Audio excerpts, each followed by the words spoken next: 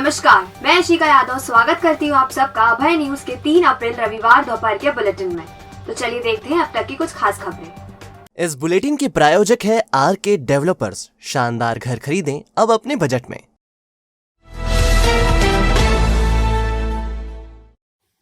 गौरव दिवस के मौके पर रामघाट पर मुख्यमंत्री शिवराज सिंह चौहान ने सिंगर कैलाश खेर के साथ सुर से सुर मिलाए। मुख्यमंत्री ने बाहुबली का सॉन्ग जय जयकारा गाया। खैर ने अपने बैंड कैलाशे के साथ हिट सॉन्ग गाए, जिस पर दर्शक भी झूम उठे।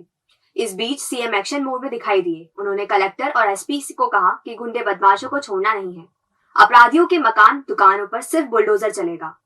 दरअसल 5 दिवसीय विक्रमोत्सव का शनिवार शाम समापन हो गया। इस मौके पर रामघाट पर आयोजित कार्यक्रम में गायक कैलाश खेर ने अपनी प्रस्तुति में समा बांध दिया। कार्यक्रम में प्रदेश के मुखिया शिवराज सिंह चौहान भी शामिल हुए।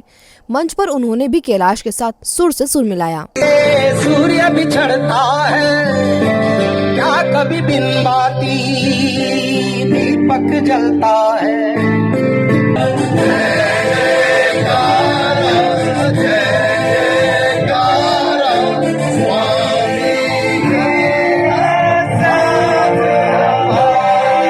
मुख्यमंत्री ने कहा, सृष्टि के आरंभ से ही अवंतिका नगरी का अस्तित्व रहा है। यह काशी नगरी के समकालीन है।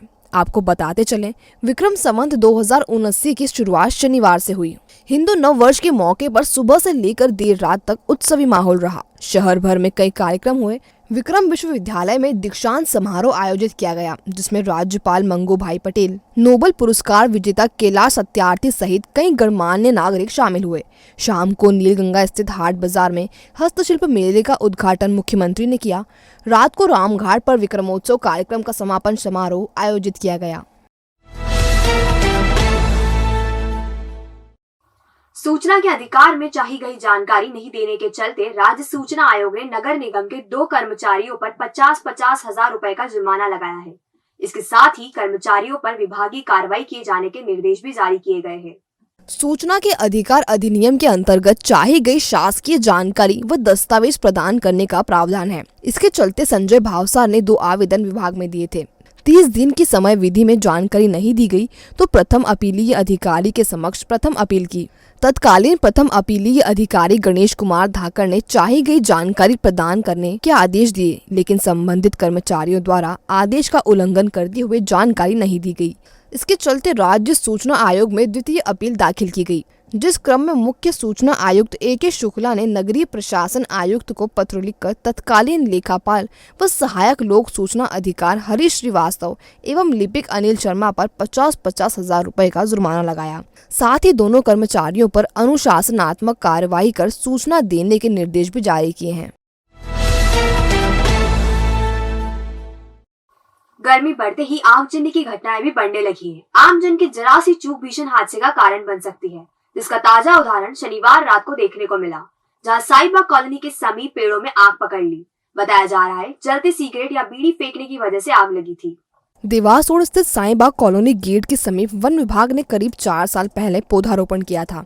अब ये पौधे पेड़ बन चुके हैं। रख रखाव के अभाव से यहाँ सूखे पत्ते और लकड़ियाँ बहुत अधिक मात्रा में पड़ी रहती हैं। शनिवार शाम यहाँ अचानक आग लग गई। सूचना पर फायर ब्रिगेड मौके पर पहुंची और आग पर काबू पाया। क्षेत्रीय रहवासियों के अनुसार जल्दी तीली, बीड़ी या सिगरेट फेंकने की वजह ने आग का रूप धारण कर लिया। रहवासियों का यह भी कहना है कि इस क्षेत्र में जमकर नशाखोरी होती है। शराबियों की टोली इधर उधर बैठकर शराब पीती है। इन्हीं में से किसी ने यह हरकत की है। 7 से 17 अप्रैल तक कार्तिक मेला मैदान में श्री वीर विश्व जन्म अर्ध शताब्दी महा महोत्सव का आयोजन किया जाएगा। कार्यक्रम में देश भर के 100 से ज्यादा साधु साध्वी और 1200 से ज्यादा आराधक जुटेंगे, जो 11 दिन तक तब आराधना करेंगे। यह जानकारी रविवार दोपहर कार्तिक मेला ग्राउंड में हुई प्रेस वार्ता में आयोजकों ने दी। सकल जैन समाज एवं ऋषभ देव छगनी राम पेड़ी ट्रस्ट द्वारा 11 दिवसीय श्री वीर विश्व जन्म अर्ध शताब्दी महा महोत्सव का आयोजन किया जाएगा। इसके लिए करीब 54,000 वर्ग फीट क्षेत्र में पांडाल और डोम बनाने का काम किया जा रहा है, जिसे क्षत्रिय कुंड महानगरी नाम दिया गया है।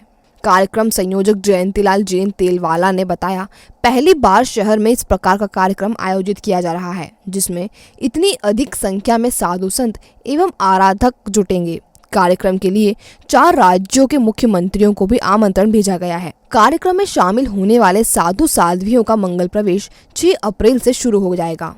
इधर कार्यक्रम को सफल बनाने के लिए 25 समितियों का गठन किया गया है, जिन्हें जिम्मेदारियां सौंपी गई हैं। एक विराटतम जैन समाज का 11 दिवसीय यहाँ पर आयोजन होने जा रहा है, जिसके अंदर भारत वर्ष से सैकड़ों की संख्या में यहाँ पर साधक आराधना करने के लिए, साधना करने के लिए पधारेंगे।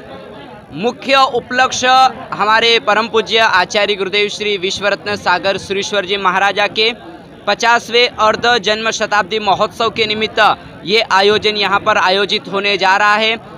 सकल जैन समाज मिलकर के उनकी भव्य आगेवानी करेगा और उनके आने से यहाँ का पूरा समा बदलेगा और उसके बाद में उनके आने से पूरे आयोजन की रूपरेखा बिल्कुल बनेगी। क्या फूलती है सांस, या लगता है सीने में भारीपन, या परेशान है बढ़ते मोटापे से, तो ना करें इसे नजरअंदाज, क्योंकि ये ले सकती है गंभीर बीमारियों का रूप। आज ही विजिट करें माधवबाग क्लिनिक, जहां डॉक्टर प्रियंका शर्मा के मार्गदर्शन में कराएं सारी जांचें, वो भी मात्र 950 रुपए में। माधवबाग क्लिनिक पर पाएंगे आप मॉडर्न इन्वेस्टिगेशन, बिना सर्जरी, ब्लॉकेज रिवर्सल, आहार विहार थेरेपी, पूर्णतः आयुर्वेदिक उपचार, शुगर मरीज का इंसुलिन बंद कराएं आयुर्वेदिक पद्धति से। 15 सालों का विश्वास, अभी तक 3000 मरीजों का सफलतम इलाज। तो आज ही आएं और इंसुलिन और हार्ट की परेशानियों से छुटकारा पाएं। हमारा पता Madhavbaug clinic, Ujjain trade centre 37 घटकर पर मार्ग, बीजेपी कार्यालय के पीछे, Guru Nanak market, Ujjain. Mobile number 8602193935, 8269777477। Ujjain जिले की बड़नगर तहसील के ग्राम बंगरेन में शनिवार रविवार को दरमियानी रात दर्दनाक हादसा हो गया। यहाँ कैसूर मार्ग पर थ्रेशर मशीन का टायर बदल रहे 2 लोगों को अज्ञात वाहन ने रौंद दिया, जिससे दोनों की घटनास्थल पर मौत हो गई।